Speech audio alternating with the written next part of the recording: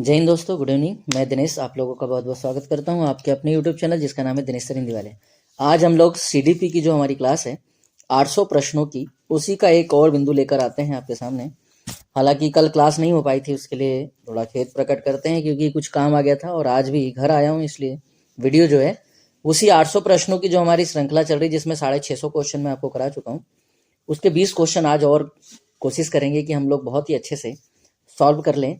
और जिनको अगर उत्तर पता है तो कमेंट्स बॉक्स में कमेंट्स जरूर करें, और जो लोग नए जुड़ते जा रहे हैं वो चैनल को लाइक और सब्सक्राइब जरूर कर लें। आइए पहला प्रश्न उठाते हैं आज का। वैयक्तिक भिन्नता का अर्थ क्या है।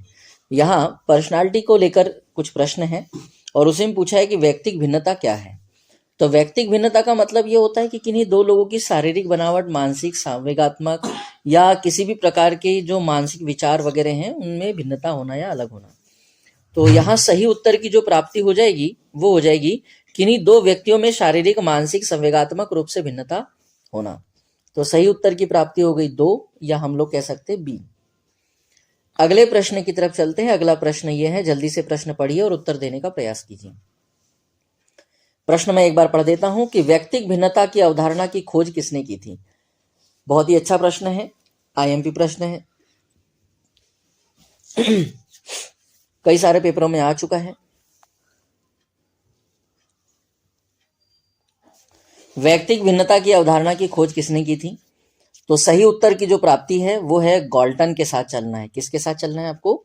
गॉल्टन के साथ चलना है, क्योंकि इसका सही उत्तर है गॉल्टन। समझ में आ रहा होगा। अगला प्रश्न देखिए। प्रश्न नंबर अगला है, वैयक्तिक भिन्नताओं को समझाने का प्रयत्न सबसे पहले किसने किया था। अच्छा, दोनों प्रश्न में भिन्नता है, आप दोनों प्रश्न थोड़ा ध्यान से पढ़िए।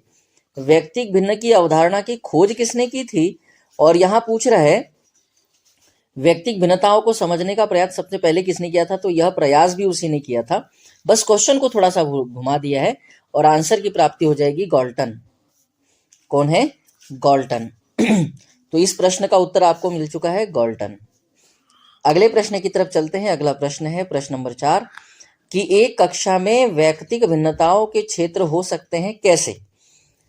तो बच्चों की रुचि के आधार पर भी हो सकते हैं, बच्चों की सीखने की प्रक्रिया या उसकी आदत, या बच्चे के चरित्र या उसका कैरेक्टर जिसको हम लोग कह सकते हैं।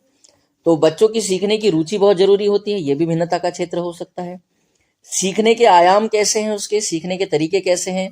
कुछ बच्चे थोड़ा धीरे सीखते हैं, कुछ बच्चे थोड़ा जल्दी गहन कर लेते हैं या जल्दी सीख लेते हैं। और उनका कैरेक्टर कैसा है, उनका चरित्र कैसा है, ये भी बहुत मायने रखता है। तो सही उत्तर हो जाएगा हमारा उपरोक्त सभी। तो उत्तर की प्राप्ति होगी यहां पर कौन सा? 4। चलिए अगले प्रश्न की तरफ बढ़ते हैं।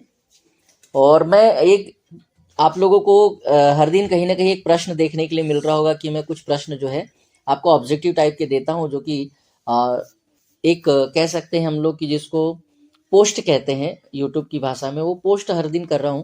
अगर वो प्रश्न आप लोगों को मिल रहे हैं तो आप उनको लिख के रखिए, बहुत काम के प्रश्न है, वो हिंदी से जुड़े हुए प्रश्न हैं और बाकी भी टॉपिक से जुड़े हुए प्रश्न मैं आप लोग करवाते ही रहूंगा बीच बीच में। चलिए तो अगले बिंदु की तरफ चलते हैं। एक कक्षा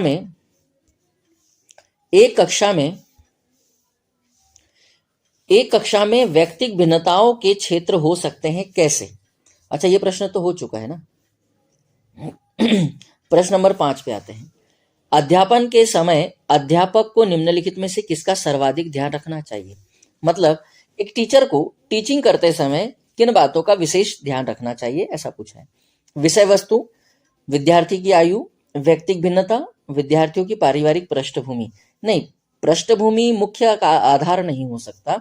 यहाँ मुख्य आधार होगा बच्चे की वैयक्तिक भिन्नता कैसी है, क्योंकि सारे बच्चे सीखने के लिए तो आए हैं, पर सबके सीखने का क्रम एक जैसा नहीं होता, सबके सीखने की अप्रोच एक जैसी नहीं होती, इस वजह से वैयक्तिक भिन्नता होती है। तो अगले बिंदु की तरफ चलते हैं। अगला बिंदु है आपके पास कि वैयक्तिक भिन्नता का प्रमुख कारण क्या क्या है। तो वैयक्तिक भिन्नता का प्रमुख कारण क्या आर्थिक स्थिति हो सकती है बच्चे की, क्या बौद्धिकता हो सकती है, वंशक्रम हो सकता है, या सामाजिक हो सकता है। तो इन सब में हाईलाइट जो होता है, सबसे महत्वपूर्ण जो होता है, वो माना जाता है वंशक्रम। वंशक्रम का मतलब ये है कि बच्चे की हेरिडिटी कैसी है, उसके परिवार में, उसकी वंशावली में कैसे व्यक्ति की भिन्नता को ध्यान में रखते हुए यहाँ देख सकते हैं, अगर माता पिता की हाइट बहुत अच्छी है तो बच्चे की भी हाइट अच्छी होती है, कई बार ऐसा कह सकते हैं। इसलिए यहाँ ध्यान रखा गया है किसको, वंशानुक्रम को, हेरिडिटी को ध्यान रखा गया है। अगले प्रश्न की तरफ चलते हैं। बालक की भिन्नताएं उद्दीपनों का परिणाम है, यह किसने कहा है? एक महत्वपूर्ण प्रश्न फिर आप लोगों को देखने के लिए मिल रहा है कि बालक की भिन्नताएं उद्दीपनों का परिणाम है, यह किसने कहा है? थॉर्नडाइक ने कहा है, गिलफोर्ड ने कहा, जर्शिल्ड ने, या गैरिसन ने? तो इसका सही उत्तर जो है वो है गैरिसन। सही उत्तर कौन है? गैरिसन। ये भी एक महत्वपूर्ण प्रश्न है, आईएमपी प्रश्नों में से एक है, इसको भी ध्यान से पढ़ के रखिएगा या लिख कर रख लीजिए। अगला प्रश्न है, व्यक्तिगत भिन्नताओं का प्रकार है कौन सा? आंतरिक भिन्नता, बाह्य भिन्नता, उपरोक्त दोनों सही है, इनमें से कोई नहीं। तो व्यक्तिगत भिन्नता का प्रकार जो है वो इन अगर मैं बात करूं तो दोनों की बात हो जाएगी, आंतरिक भी और बाह्य भी। इसलिए हमारे पास उत्तर की प्राप्ति हो जाएगी 3 नंबर। तो सही उत्तर हो गया 8 का 3। अगला प्रश्न है, व्यक्तिगत भिन्नता का प्रमुख कारण क्या है? तो प्रमुख कारण पूछा है तो वंशानुक्रम तो है ही है, वातावरण भी हो सकता है क्या, या आयु भी हो सकती है बच्चे की। तो व्यक्तिगत भिन्नता का प्रमुख कारण वातावरण और वंशानुक्रम दोनों होते हैं, आयु को नहीं मानते। इसलिए सही उत्तर जो होता, अच्छा आयु भी हो सकती है, ओके, हाँ आयु भी तो हो सकती है। आंसर सही लगाएंगे 4 पर, डी। अगला प्रश्न, प्रश्न नंबर 10, प्रीवियस ईयर का प्रश्न है कि सीमा हर पाठ को बहुत जल्दी सीख लेती है जबकि लीना उसे सीखने में ज्यादा समय लेती है। यह विकास के खालिस्तान सिद्धांत पर या सिद्धांत को दर्शाता है। व्यक्तिगत भिन्नता को, अंतः संबंध को, निरंतरता को, या सामान्य से विशिष्ट की ओर। ये तो एक शिक्षण विधि है बेटा, सामान्य से विशिष्ट की ओर एक शिक्षण विधि है। और अंतः संबंध तो वो होता है जब दो चीजों के बीच में बॉन्ड बन रहा होता है या कहीं ना कहीं संबंध स्थापित हो रहा होता है तब। तो उद्दीपक और अनुक्रिया वगैरह जो होती है उनके बीच में कहीं ना कहीं बंध बनता है। तो दोनों ऑप्शन तो कैंसिल हो गए। यह निरंतरता का सिद्धांत है जो कि बाल विकास के सिद्धांत से जुड़ा हुआ है। तो जब आपने टॉपिक सारे अच्छे से पढ़े होंगे तो आप ऐसे क्वेश्चनों को माइनस भी कर सकते हैं। तो मैंने तीनों ऑप्शन को माइनस कर दिया, तो जो आपके पास बचा यही उत्तर है। ये एक बेहतरीन तरीका होता है किसी उत्तर को प्राप्त करने का, पर उसके लिए आपको पहले टॉपिक सारे पढ़ने पड़ते हैं गहनता से, और वो सारे याद भी रखने पड़ते हैं, तब कहीं आप किसी क्वेश्चन को माइनस कर सकते हैं। चलिए अगले बिंदु की तरफ चलते हैं। प्रश्न नंबर 11 यह कहते हैं, हालांकि यह स्पष्ट रूप से उसकी सुरक्षा आवश्यकताओं के उल्लंघन में था, कैप्टन विक्रम बत्रा अपने देश को बचाने के दौरान कारगिल युद्ध में मारे गए। संभवतः उन्हें खालिस्तान थी, किस बात को लेकर? तो विक्रम बत्रा एक बहुत ही फेमस नाम आप लोगों ने सुना होगा, 1999 का कारगिल युद्ध पाकिस्तान के साथ। तो नवीन अनुभव की प्राप्ति की इच्छा, आत्मसिद्धि की प्राप्ति की इच्छा, और अपने अपनत्व संबंधित आवश्यकताओं की उपेक्षा, और अपने परिवार के नाम की ख्याति प्राप्ति की इच्छा। ये तो नहीं होगी एक सैनिक के अंदर, हाँ, पर आत्मसिद्धि की प्राप्ति की इच्छा जरूर हुई होगी। इसलिए सही उत्तर की अगर प्राप्ति करे या सही उत्तर लगाने का प्रयास करे तो 2 के तरफ जाइएगा। कई सारे बच्चे यहाँ थोड़ा सा कंफ्यूज जरूर होंगे कि अपने अपनत्व संबंधित आवश्यकताओं की उपेक्षा, जबकि यहाँ उपेक्षा लिख रही है तो उसको तो निग्लेक्ट करना होता है कि उसको दूर रखना होता है, तो उपेक्षा कैसे हो जाएगा। और ये अपने परिवार के नाम और ख्याति की इच्छा, तो एक सैनिक के अंदर ये इच्छा तो प्रायोरिटी में नहीं होगी, प्रायोरिटी होगी उसकी कौन सी? आत्मसिद्धि की प्राप्ति की इच्छा। अगले प्रश्न की तरफ चलते हैं। अगला प्रश्न जो है प्रश्न नंबर 12, निम्न में से कौन सा व्यक्तिगत भिन्नताओं का प्रकार नहीं है? अच्छा, अगर इस प्रश्न का देखना है उत्तर तो आप लोगों को पूरे व्यक्तिगत भिन्नता के प्रकार पहले पढ़ने पड़ेंगे। तो व्यक्तित्व में भिन्नता, अभिवृत्ति में भिन्नता, उपलब्धि में हो सकती है पर ऊंचाई में नहीं हो सकती, वो तो अलग अलग बातें हैं, है ना। तो व्यक्तित्व वो व्यक्तिगत हो सकती है, व्यक्तिगत भिन्नता का प्रकार नहीं है ना। तो ये व्यक्तिगत भिन्नता का प्रकार जो है वो नहीं है, पूछा है। 12 का सही उत्तर हो जाएगा 3, ऊंचाई में भिन्नता। अगला, व्यक्तिगत भिन्नता का प्रकार कौन सा है ये पूछा है, तो रुचि, अधिगम, सामाजिक विकास में भिन्नता और उपरोक्त सभी। तो 13 का आंसर हो जाएगा उपरोक्त सभी।